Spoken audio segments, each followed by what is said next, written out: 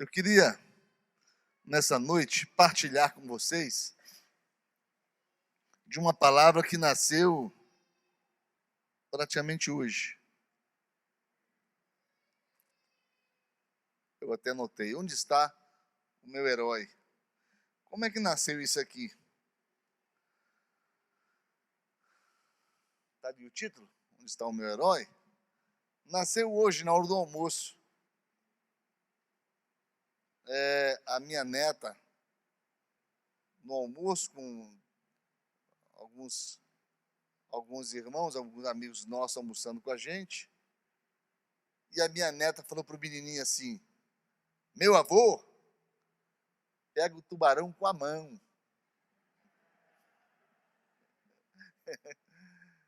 Ele não tem medo de nada. Aí o menino falou para ela assim: pois o meu avô pega com o dedinho do pé. Não foi, mano? Pega com o dedinho do pé. Aí ela olhou e falou: como é que vai pegar com o dedinho do pé? Né? O menino quis aumentar. Aí eu falei pro pai da criança assim: o jeito é eu entrar num duelo com teu pai, porque a coisa está ficando feia aí. É herói demais.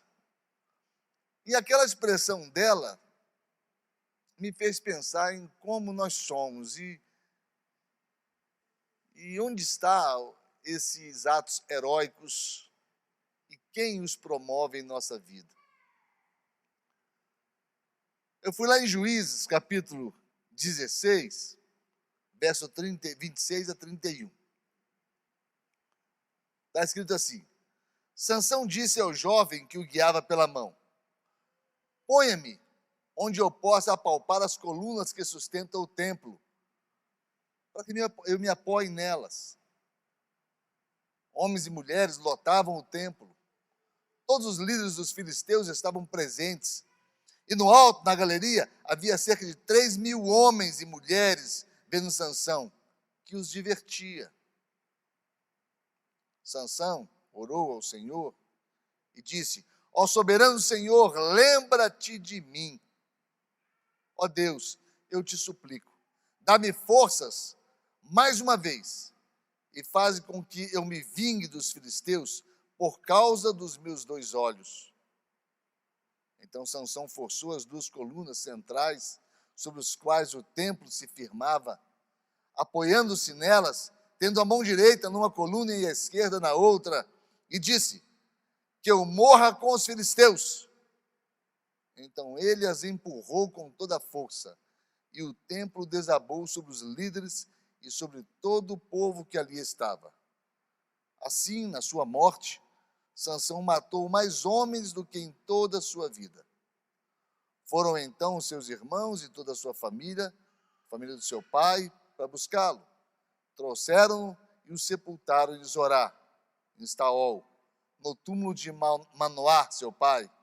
Sansão liderou Israel durante 20 anos. Eu estive nesse lugar com o pastor Lucas. Nós fomos numa incursão arqueológica para Israel e aguentamos ficar lá 15 dias. Na realidade, o projeto era outro. A Miriam está aí não, né? A Miriam deve lembrar melhor que eu. O projeto era outro, era da gente ficar 20 dias. Mas eu preciso de 3 coisas para eu sobreviver. Eu preciso de água, eu preciso de comida e eu preciso da minha esposa. Sem ela eu não consigo sobreviver. Aí deu aí 10 dias, 12 dias. Eu falei para o meu genro: você fica aqui, fica firme na tua fé aqui, que eu vou embora para casa, rapaz, porque eu não aguento ficar sem meu amor, não. Eu vou voltar. Aí ele acabou voltando comigo. A gente passou 12 dias fazendo arqueologia, fazendo escavações nesse lugar aqui, em Timina. E eu lembro a sensação que a gente tinha quando estava fazendo escavação. Eu ficava lembrando e pensando naquelas colunas, pensando no como um homem, como a força de um homem, no sobrenatural de Deus, porque algumas coisas precisam ser consideradas. e acompanhe o meu raciocínio. Qual é a força de uma corrente? É a força do seu elo mais fraco. Você pegar uma corrente daquelas de amarrar navio, mas colocar um elo de madeira, a força dela será de madeira. Se você colocar um elo de papelão, será de papelão, apesar das outras correntes serem de puro aço, de puro ferro, ela só terá força do papelão, porque ela vai se arrebentar no elo mais fraco.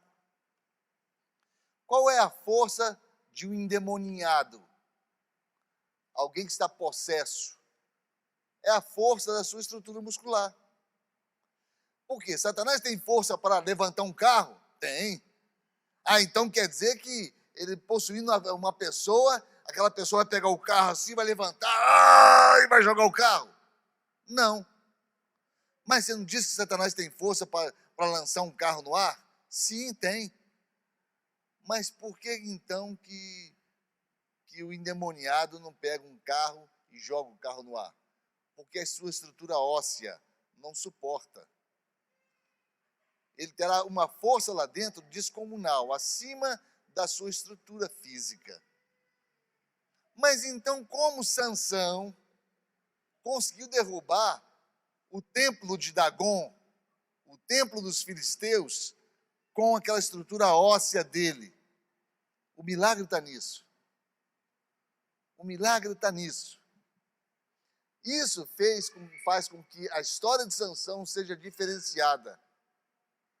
Porque Sansão, queridos, com uma queixada de jumento, ele matou 1000 homens. Uma vez eu falei aqui, vocês imaginam se fosse com um jumento inteiro, né? Só o queixo do jumento matou 1000. Se fosse o jumento todo, né? Seria muito mais gente. Mas como é que um homem suporta matar outros 1000 homens inimigos, soldados, armados? Ele com uma queixada de jumento, com golpes que não cessavam mais. Imagina só, imagina o que é um homem golpear no mínimo 1000 vezes, sem parar, de tal forma que ninguém conseguisse se aproximar dele e ele sair golpeando e matando 1000 homens com a queixada. Então, a resistência de Sansão fez dele, no mínimo, um super-homem. Sansão, a história de Sansão na Bíblia, ela quando contada para as nossas crianças imaginam um monstro, imaginam um Hulk, imaginam um homem sobrenatural. Eu não sei se ele tinha uma estrutura física que justificasse isso, certamente não, mas ele devia ser um homem forte, devia ser um homem musculoso, né? No mínimo um homem muito musculoso, muito forte. Agora, ele não tinha essa resistência toda, ele só a tinha porque ele estava cheio do Espírito Santo de Deus. É o ponto onde eu quero chegar. Aliás, eu preciso partir dessa idade da infância, dessa necessidade da criança, e ela se perpetua em nós adultos, de ter um herói, né?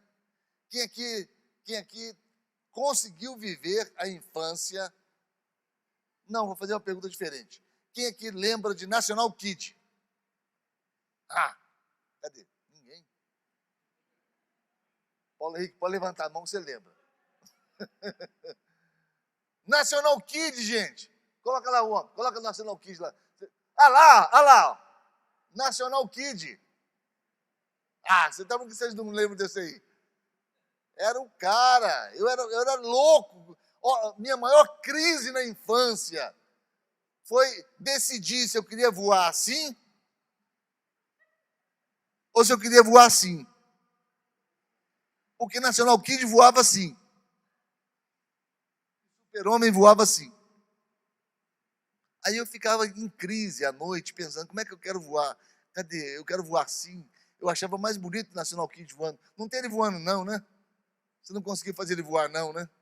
Antigamente ele voava. Ele voava de braços abertos. Eu sonhava com aquilo, eu ficava sonhando, eu voando de braços abertos, sabe? E como eram gostosos aqueles sonhos. Era o meu super-herói. e ele disputou muito com o Super-Homem a minha simpatia, a minha busca de exemplo, né? E nós, quando crianças, nós somos assim, nós queremos ter super-heróis, né? Nós queremos ter pessoas que nos protejam, pessoas que venham de encontro às nossas necessidades. Nós criamos os super-heróis nossos. Nós criamos. E o interessante, eu anotei aqui algumas coisas, que eu lembro uma discussão épica com um colega meu, que acabou numa briga, porque ele era fã do Batman. E eu falava, que super-herói fraco esse teu, que nem voar ele voa. Não entendia como é que o cara tinha um super-herói que não voava, porque o super-herói na minha época tinha que voar. Se o cara não voasse, não era super-herói. E ele gostava do Batman, e a gente acabou brigando, porque ele não gostava do National Kid, porque ele não entendia nada que o National Kid falava. Porque esse bichinho era japonês, falava... A gente não entendia nada. Mas, afinal, para que servem os heróis? Para que servem os heróis? Se nós entendêssemos como adultos por que nós precisamos tanto desses heróis, por que nós necessitamos tanto desses heróis, nós entenderíamos melhor. Obrigado, meu irmão. Nós entenderíamos melhor essa grande necessidade que temos dos super-heróis. Na Grande Depressão de 1929, nos Estados Unidos, foi a grande queda financeira norte-americana, maior de todos os tempos. Em plena crise, em 1932, um homem chamado Jerry Siegel, ele era roteirista e criador de desenhos em quadrinhos. Esse homem resolveu o problema norte-americano. Aquela crise foi resolvida por ele. Como? Ele criou um super-herói americano. Ele criou o Super-Homem. E esse Super-Homem, ele vem imitando ou pautado em princípios cristãos, onde o filho de um governante de um outro país, de outro mundo, Krypton, mandava seu único filho para o mundo. E aquilo tomava forma humana, uma identidade humana, Clark Kent. E aqui ele desenvolvia seus trabalhos normais, como homem que ele tinha que ser, mas em dados momentos ele se transformava no super-homem, quando ele se desfazia da roupagem natural, humana, e ali ele expressava uma roupa sobrenatural, algo que era a prova de bala, que fazia com que ele voasse, e as pessoas não entenderam isso, que na realidade o que faz o super-homem voar é a roupa dele, mas a roupa dele faz parte da sua natureza, de ser super. E a gente vai olhando o que esse Clark Kent desenvolve, vocês vão vendo que é uma expressão moderna e um pouco deturpada daquilo que Jesus veio fazer na Terra. Mas esse homem trouxe uma esperança para os Estados Unidos da América. Ele não resolveu o problema de todo mundo. Parece bobagem que uma personagem criada pelo imaginário de uma pessoa possa ganhar a força do imaginário coletivo e desenvolver a solução dentro das pessoas.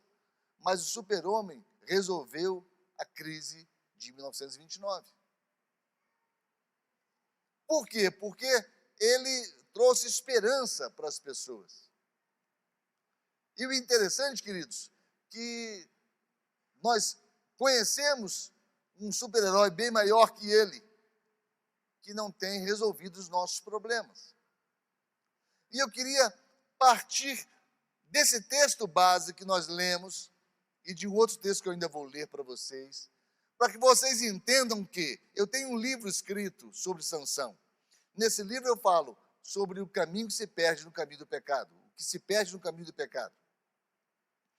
E eu falo que aquele herói chamado Sansão se torna o palhaço da Filistia. Aquele herói cujo cabelo, cujas tranças mostravam o pacto que ele tinha com Deus, nazireado dele, uma vez cortados, faz dele o palhaço careca da Filistia. Mas eu queria não mostrar esse Sansão que, derrotado, ele se ergue na fé, na confiança em Deus. Eu queria mostrar ainda um Sansão que reconhece a sua necessidade, para que nós nos inspiremos nele. Porque o Sansão somos cada um de nós. Esse Sansão somos cada um de nós. Porque Sansão tinha tudo, Sansão tinha um projeto de vida, Sansão tinha um chamado. Cada um de nós tem um chamado, cada um de nós tem um projeto de vida que nós colocamos na presença de Deus, e Deus quer fazer desse projeto algo útil ao seu reino, a implantação do seu reino. Sansão tinha tudo para ser um grande herói e nunca ter caído no fracasso. Agora, o que se perde no caminho do pecado? Sansão perdeu, primeiramente, ele perdeu a sensibilidade do seu chamado. Ele se confundiu, ele acabou misturando as coisas, ele acabou entrando numa fake news aí de relacionamento com uma mulher chamada Dalila, e essa mulher não tinha princípio algum, e aquilo ali deturpou o chamado de Sansão. Quantos de nós somos assim? Quantos de nós não nos confundimos no mundo e não deixamos de lado o projeto de Deus na nossa vida? Sansão perdeu, depois da sensibilidade, ele perdeu a dignidade. Sansão se envolveu com essa mulher e perdeu o papel que tinha como juiz de Israel. Sansão perdeu a vista. Sansão perdeu a visão. Ele ficou sem a sintonia com o seu projeto. Quantos de nós não somos assim? Perdemos de vista o projeto de Deus na nossa própria vida. Quantos de nós nos envolvemos com as coisas naturais, com as coisas lá fora do mundo, e nos esquecemos do grande projeto de Deus para a nossa vida? Sansão perdeu a força de lutar contra o pecado. Tem gente que perde a força de lutar contra o pecado. Você chega nele, ele desviou, ele não está mais na fé cristã, ele já não credibiliza o processo da conversão, mas ele perdeu a força de lutar contra o pecado. Gente que é viciada, não consegue largar o cigarro, não consegue largar a bebida, não consegue largar a pornografia, não consegue largar vícios que prendem sua vida. Sansão foi assim, Sansão não conseguiu largar e perdeu as suas forças. Sansão foi dominado pelo inimigo. Nós sabemos que o processo de domínio de Satanás, ele é progressivo. E nessa progressividade, nós temos a tentação, a opressão, a obsessão, a possessão, a consagração. São processos e cadenciados de domínio que Satanás lida sobre as nossas vidas, onde ele rouba toda a esperança, onde ele rouba toda a fé, onde ele rouba tudo que temos para lutarmos contra ele próprio. Então, nós vemos na vida de Sansão isso. Só que lá em Hebreus, o escritor aos Hebreus, que muitos dizem que pode ser Paulo, outros dizem que não, mas não importa quem escreveu, o que importa é que é um livro canonizado, é um livro dentro do cânon sagrado, é um livro que foi inspirado pelo Espírito Santo de Deus, fala assim, o escritor dos Hebreus: que mais direis? Não tenho tempo para falar de Gideão, Baraque, Sansão, Jefté, Davi, Samuel e os profetas, os quais, pela fé, conquistaram reinos, praticaram justiça, alcançaram o cumprimento de promessas, fecharam a boca de leões, apagaram o poder do fogo e escaparam do fio da espada. Da fraqueza tiraram força, tornaram-se poderosos na batalha e puseram em fuga exércitos inimigos. Então, eu queria falar sobre isso que acontece na nossa vida, cada ponto desse, para que você reconheça na sua própria vida o super-herói que você se esqueceu que você é. De repente, para que eu seja um super-herói na vida da minha neta, ela começa a imaginar que eu pego um tubarão com a mão.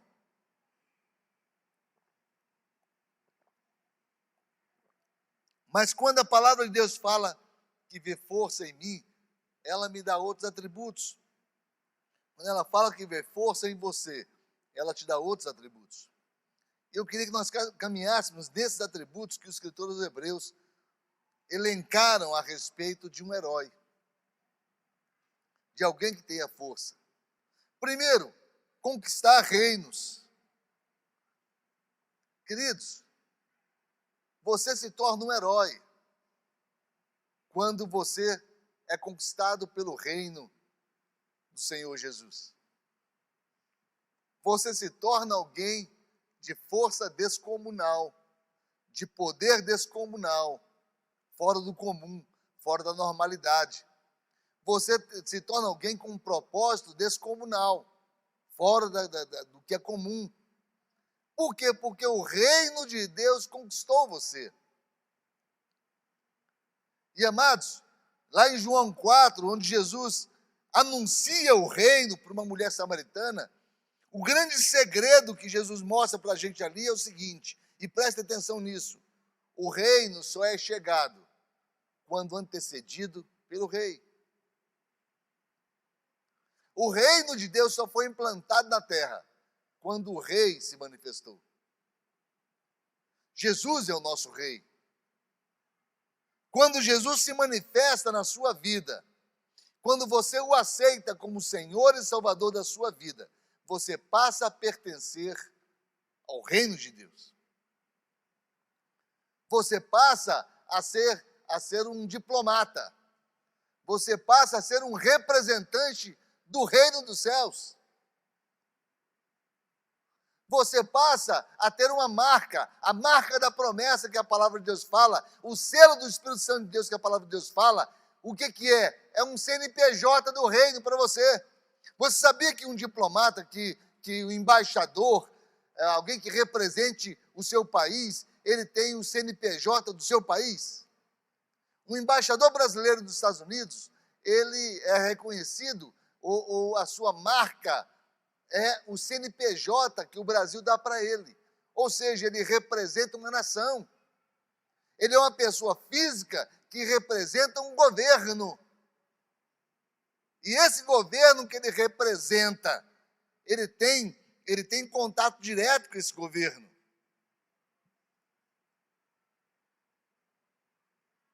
Então, nós que representamos o reino de Deus aqui na terra, nós somos super-heróis. Nós somos super-homens, super-mulheres. Nós somos pessoas super. Por que somos super? Porque temos acima de nós um Deus que é o Todo-Poderoso. Um Deus que detém todo o poder da face da terra. Toda a autoridade que existe está nas mãos do nosso Deus. Não existe autoridade fora dele. Nós já aprendemos isso já. Ele detém a autoridade emanada, dele emana toda a autoridade. Nem Satanás, nem o diabo pode fazer absolutamente nada se não for pela permissão dele. Ou vocês acham que o diabo manda no inferno? Não manda não, quem manda é Deus. Deus manda até no inferno? Até no inferno. Quem manda é Deus. Vocês acham que o inferno é um ambiente onde Satanás queira estar porque lá ele tem domínio? Não. Não.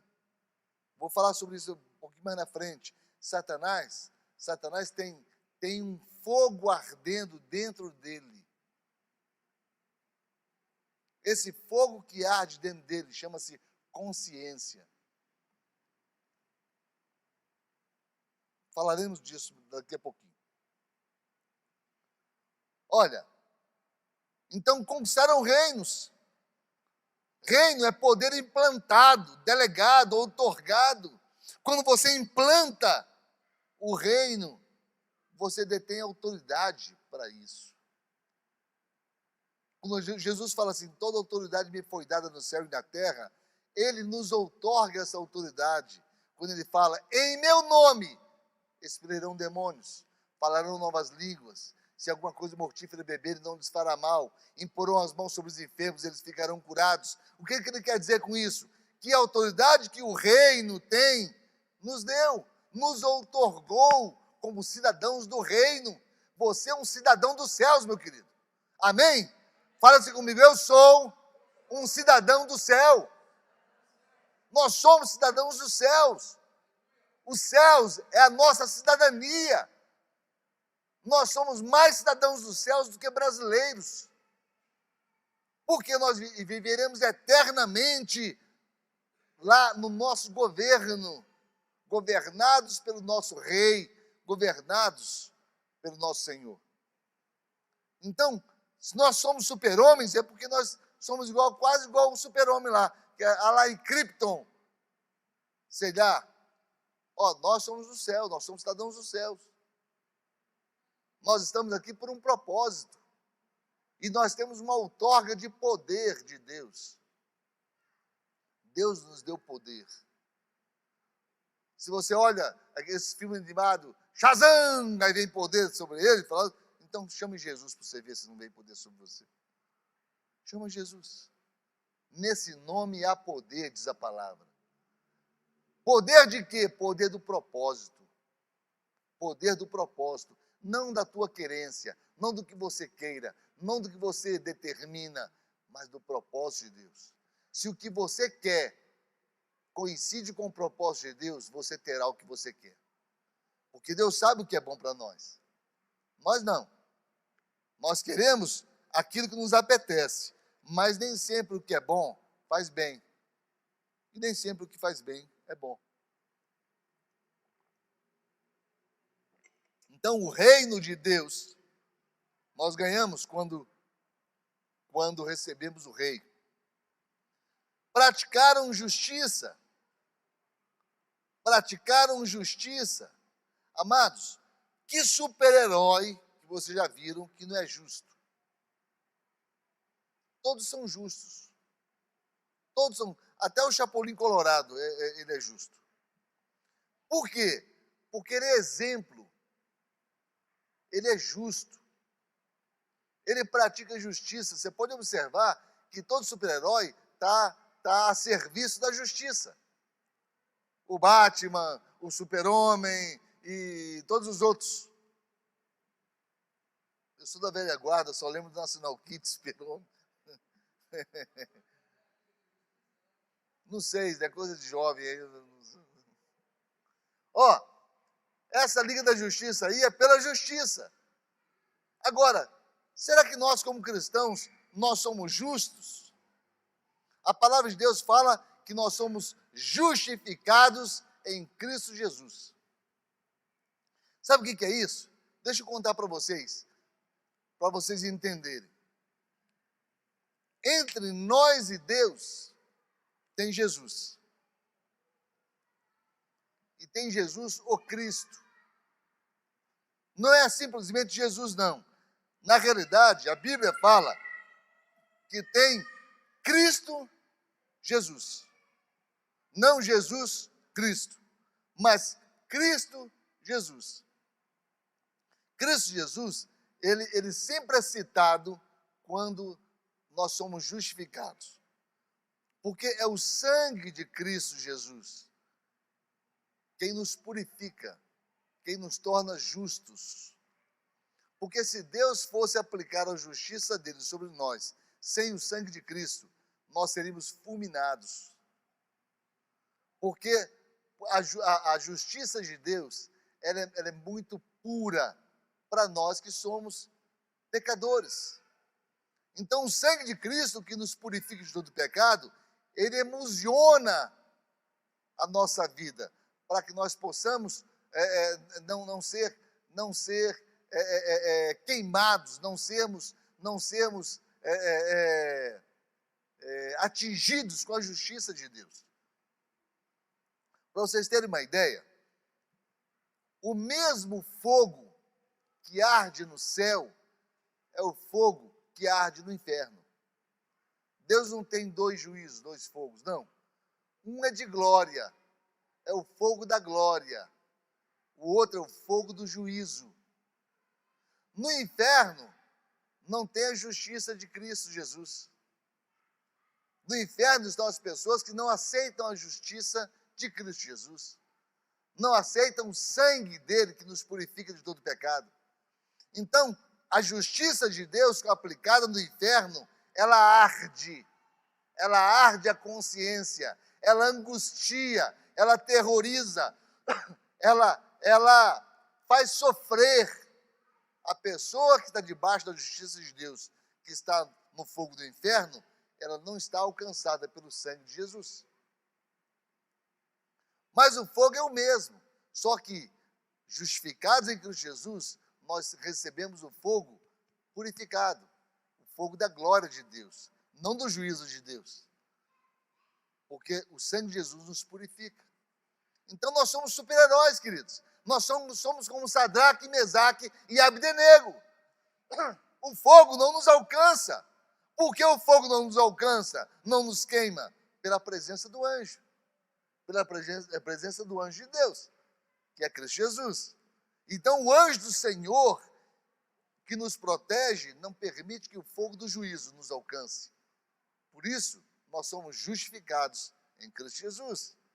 Você quer um super-homem mais poderoso que esse, que o fogo não alcança?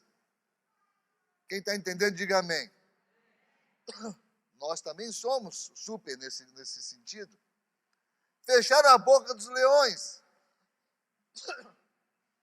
A região de Israel, essa região montanhosa, é uma região que tem muitos leões.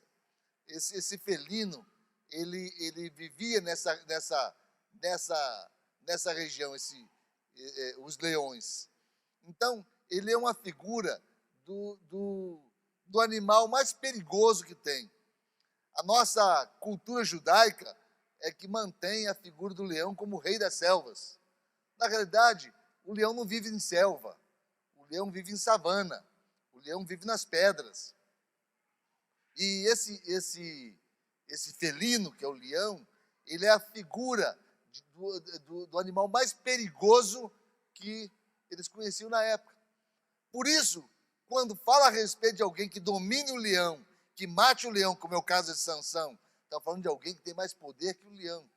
E por isso a linguagem da Bíblia, ao falar que Satanás, ele ruge como se fosse um leão, procurando a quem tragar, é porque ele se faz perigoso, ele se faz mal. Se tem uma coisa que Satanás sabe fazer, são duas coisas que ele sabe fazer de uma forma como poucos sabem, que já tem gente que já alcança ele nessa maldade aí. Uma delas é mentir e a outra é marketizar. O marketing de Satanás é terrível. Vocês assistem um filme aí do Exorcista, ninguém dorme no escuro mais, só dorme no claro, porque fica aterrorizado. O que é isso? É o marketing que ele faz em cima do poder que ele não tem. Se ele fosse um leão, seria um leão desdentado. Agora, tem seu perigo? Tem o perigo, claro que tem o perigo. É lógico, porque o poder dele é um poder usurpador, é um poder de engano, é um poder de envolvimento, é um poder de processamento de mentiras, é um poder de angústia, de acusação, é um poder de impressões. Pode crer que todo pecado que nós cometemos é menor do que o pecado que nós imaginamos.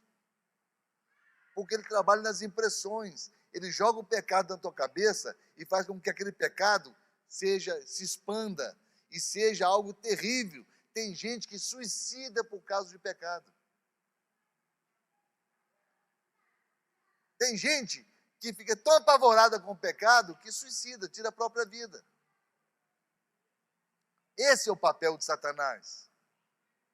Por isso, esse leão tem que ser dominado. Por isso a expressão que vem para as nossas vidas. Só que tem uma coisa, queridos. Nós somos representantes do leão verdadeiro. Nós representamos o leão da tribo de Judá. Nós representamos aquele que realmente detém toda autoridade e toda força comparada à do leão. Então é como se nós fôssemos leões. Nós somos tão leões quanto Jesus.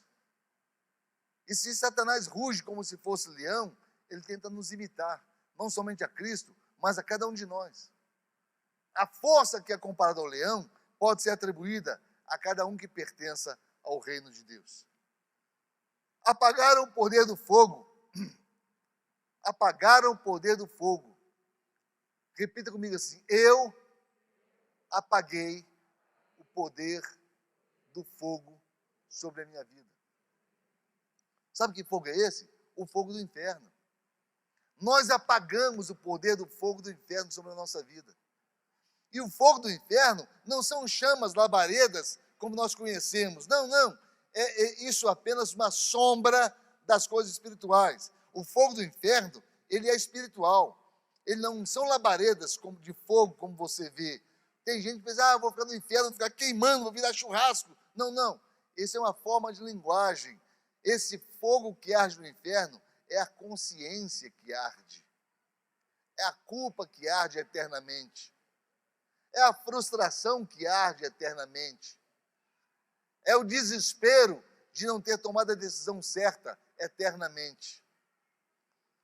Por isso, quem vai para o inferno, nós cremos que leva a alma junto. Porque a alma são suas emoções, a alma são suas decisões, a alma é o teu intelecto, a tua alma é aquilo que você vive de decisões da sua vida terrena. Então, eternamente você será acusado pela sua consciência de não ter tomado a posição certa se você não aceitou Jesus como Senhor e Salvador da sua vida.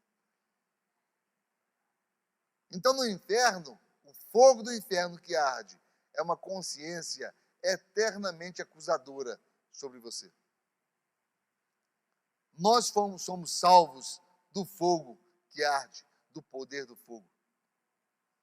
Amém, queridos? Nós somos salvos por isso. Escaparam do fio da espada. O que é o fio da espada? É a morte. O fio da espada é a morte. Uma espada afiada é a que tem fio. O fio da espada é a morte. E nós escapamos da morte eterna. Nós somos super-homens, porque nós somos eternos. Nós não morreremos. Nós passaremos dessa vida para a próxima vida. Não há morte. Nós não conheceremos a morte espiritual. Porque Cristo nos deu vida. O Espírito Santo de Deus, que é o selo do Espírito Santo, que é o CNPJ que eu falei, do reino, ele te garante a vida eterna. Lembra do ladrão na cruz, quando falou para Jesus assim: Senhor, lembra-te de mim quando estiveres no teu reino? E Jesus falou para ele o quê? Hoje mesmo estarás comigo no paraíso. Hoje mesmo, no mesmo dia da morte física, você ganhará a vida eterna. Então a vida eterna é uma garantia para todos nós que pertencemos ao reino, porque nós seremos sugados pelo reino, nós seremos levados por Cristo Jesus ao reino dele. Lembra-te de mim quando estiveres no teu reino, porque o rei é ele. O reino foi conquistado pelo ladrão na cruz, pela misericórdia, pela graça. Efésios 2,8, porque pela graça sois salvos mediante a fé. Isso não vem de vós, é um dom de Deus. Então, se você crê que Jesus Cristo é o rei, se você crê que existe um reino e que você tem a vida eterna, você será transferido dessa terra, dessa vida, para o reino eterno em Cristo Jesus. É promessa da palavra de Deus, queridos. Amém? Quem crê nisso, diga amém. Então você é um super-homem. Você não morre. Você não morre. Da fraqueza tiraram força. Amados, é o que o apóstolo Paulo fala. Quando sou fraco, aí que eu sou forte. Por quê? Porque se eu reconheço a minha fraqueza, eu reconheço a força dele, o poder dele em mim. Se eu reconheço que eu sou um pecador, eu reconheço que ele me purifica de todo pecado. Eu reconheço o quanto eu necessito dele na minha vida. Se eu reconheço o quanto eu sou fraco, eu reconheço que ele me fortalece. Se eu reconheço que eu não posso fazer nada, eu reconheço que ele pode fazer tudo em minha vida. Então, quando eu sou fraco, quando eu me sinto fraco, eu sei que eu preciso de quem é forte. Amados, essa força que Jesus nos dá, é a força da consciência de quem é você e de quem é ele. Por isso eu creio que o propósito de Deus também nessa pandemia, ele é claro, ele é objetivo na nossa vida. Por quê? Porque nós temos que reconhecer o quanto nós somos fracos e partir para a misericórdia dele. É a misericórdia dele que nos sustenta. Agora, a gente não pode ficar julgando Deus por uma ou outra situação. Ah, mas se Deus é amor, por que tanta gente sofre? Se Deus é poder, por que algumas pessoas, em específico, pessoas tão ligadas a Ele, estão sofrendo? Queridos, nós não podemos julgar Deus pelo que vemos. Nós temos que entender e crer, tão somente nisso. Agora, reconhecer quem é Deus na nossa vida. Da fraqueza, tirar força. Nós precisamos disso. Da fraqueza, precisamos tirar força. Tornaram-se poderosos na batalha. Caiam 1.000 ao meu lado, 10.000 à direita, eu não serei atingido. Se tornar poderoso na batalha é quando você reconhece o propósito de Deus na sua vida. E a tua batalha se torna ferrenha, mas você está firme na fé. Você está firme na tua convicção. Nós precisamos batalhar de forma poderosa. E ser poderoso na batalha é deixar que Ele conquiste por nós. Eu e meu amor fomos assistir esses dias atrás, por causa da nossa netinha lá em casa, o filme de Josué, né? Aí eu fiquei observando Josué marchando contra as muralhas de Jericó. No sétimo dia, percorre sete vezes. E depois ele toca a trombeta, manda a trombeta tocar, e manda as pessoas começar a glorificar a Deus. E as muralhas começam a cair. A gente vai olhando aquilo ali e imaginando o seguinte, que o inimigo já estava morrendo, era de medo. Por quê? Porque eles não usaram espadas, eles não usaram força humana, eles usaram propósito de Deus. Propósito de Deus. Quando Deus tem propósito na tua vida, esse propósito, ele move os céus. Ele move os céus. O sobrenatural acontece na tua vida porque Deus está movendo os céus a seu favor. Isso é propósito. Milagres tremendos acontecem na nossa vida dia após dia. Isso é propósito, queridos.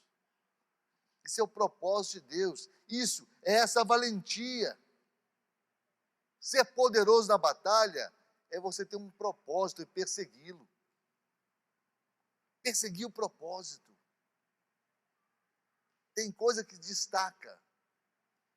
Mateus, destacou hoje. Todo mundo louvando aqui, tá? Eu olhei para você e glorifiquei a Deus pela sua vida. Sabe o que eu vi, Mateus? Propósito. Propósito. Nas pequenas coisas da nossa vida, a gente vê o propósito de Deus. É propósito de Deus que você esteja aqui nessa noite. É propósito de Deus que esteja acontecendo na sua vida o que está acontecendo.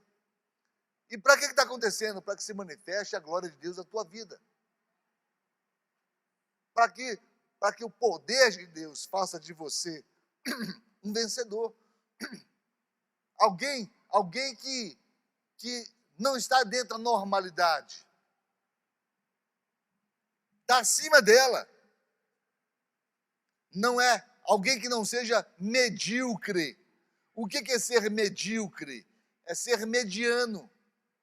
Não, o propósito de Deus nos eleva, nos tira o pé do chão, tira da nossa vida um propósito natural e nos leva ao campo espiritual, nos leva a sermos tremendamente abençoados por Deus. Isso aconteceu muitas e muitas vezes na minha vida. Coisas que eu não sabia explicar. E nesse exato momento está acontecendo. Eu e minha esposa sabemos disso. Está acontecendo na nossa vida. Constantemente acontece coisas que eu não consigo explicar o porquê daquilo. Mas é Deus nos abençoando. É Deus olhando por nós. É Deus protegendo a gente. É Deus nos resguardando, é Deus nos ensinando, é Deus nos promovendo, é Deus nos abençoando, é Deus nos honrando, é Deus nos fazendo super. Se a gente seja super, nós somos em Cristo Jesus. Em Cristo Jesus, nós somos mais que vencedor. E ser mais que vencedor, queridos, é ganhar por WO. Ué? Eu lembro uma vez falando aos jovens, que eu disse para os jovens que eu tinha coragem de lutar contra Mike Tyson. A turma riu, brincou, de jeito de jovem mesmo, zoando de mim. Eu falei, não, gente, é simples. Dá para ele lá uns 10 somali um, amarra a mão dele para trás, coloca uma mordaça, porque ele costuma morder a orelha dos outros, e deixa o resto comigo. É assim que Deus faz na tua vida contra Satanás. Deus prende o bicho, Deus amarra ele, Deus tira as forças dele, Deus tira a autoridade dele, e você fica bem na fita. Por quê? Porque o inimigo não pode te alcançar, porque há na sua vida algo chamado propósito de Deus. O propósito de Deus nos faz super em Deus. O propósito de Deus faz com que você esteja acima da média, acima da mediocridade.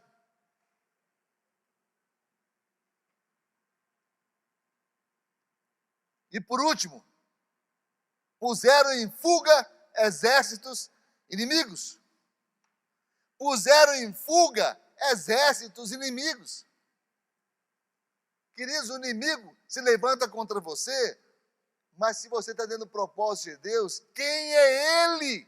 Quem é ele para frustrar os planos de Deus na sua vida? Quem? Ninguém te segura, ninguém vai te impedir, não há ninguém que frustre os planos de Deus na tua vida. Então entenda que para você ser um super-homem, para você ser uma super-mulher, basta que você esteja no propósito de Deus, basta que você esteja na convicção de que está servindo a Deus com a sua vida. está servindo a Deus com suas atitudes, está servindo a Deus com suas palavras, está servindo a Deus com os seus bens, está servindo a Deus com a sua luta, está inserindo na tua vida o grande projeto de Deus. Se isso acontecer, queridos, eu consigo pegar o tubarão com a mão. Se isso acontecer, eu consigo voar.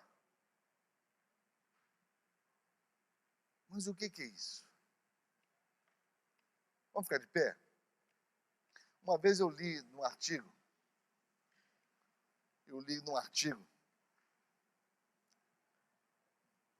que alguém perguntando quem é o super-homem? É o Bolsonaro ou o Moro? Sérgio Moro. E eu parei e pensei, não é nem o Bolsonaro nem o Sérgio Moro. Sou eu. É você. Somos nós que lutamos o dia todo, guerreamos contra o desconhecido. Somos nós que mantemos a família, a honradez, o que é justo, o que é direito. Somos nós que, dentro de uma pandemia dessa, a gente coloca a máscara e vem para a igreja, vem para a casa do Senhor.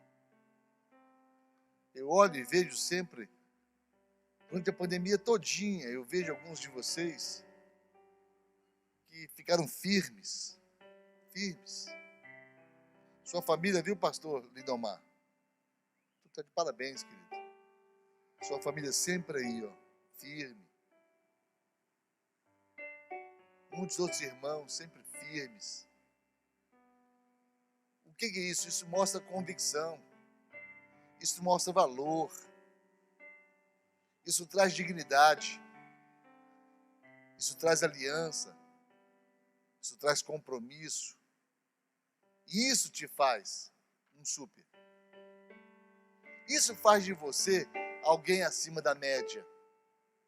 Isso faz de você alguém com um propósito determinado, distinto. Isso gera valor espiritual a você. E pode ser que as crianças, como a minha neta fez, não digam aí, saiam dizendo que você vai pegar um tubarão com a mão. Pode ser que não. Mas no mundo espiritual, Satanás sabe que você pode pegar um tubarão com a mão. No mundo espiritual, Satanás sabe quem é você. Porque a sua vida ecoa nas suas palavras. Porque suas palavras ecoam nos seus pensamentos. Porque seus hábitos ecoam nas suas práticas diárias. Porque faz sentido o que você faz com a sua vida. Porque a sua vida é guiada pelo Espírito Santo de Deus. Você é um cidadão do céu.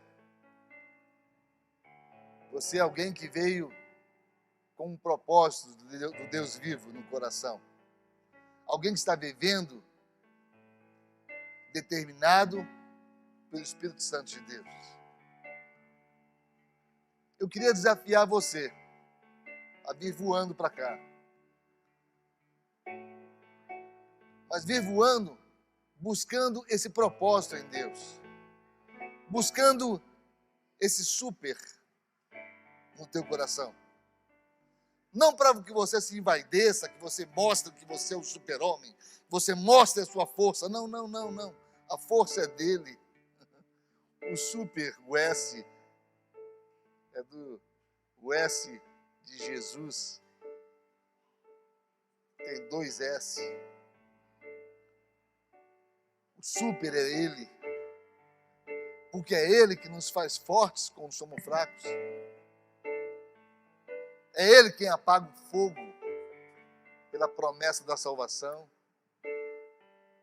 É ele quem compra a nossa vida a preço de sangue, que pratica a justiça dele. É Ele que conquista o reino para cada um de nós. Se você se sente fraco nessa noite,